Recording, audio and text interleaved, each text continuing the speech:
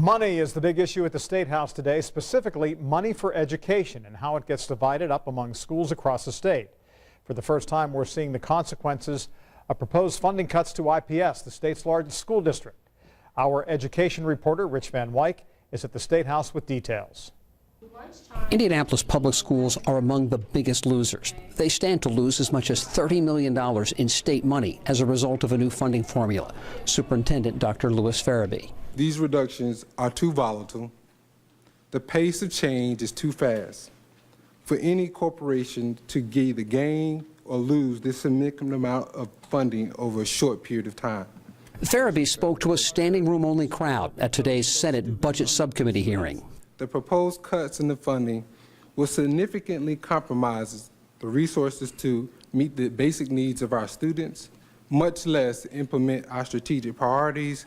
Lawmakers are considering changing the way funding is divided among schools. Projections show a third would endure cuts, some of them significant.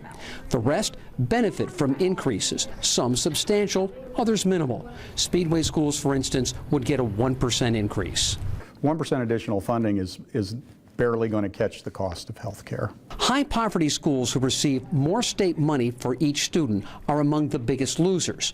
Schools in wealthier communities who typically receive significantly less money are getting some of the biggest increases. Speedway's school superintendent has been studying the issue. I don't think anyone in a wealthy suburb is saying IPS ought to come down so that I get more. They just would like to see that bottom, that floor raised.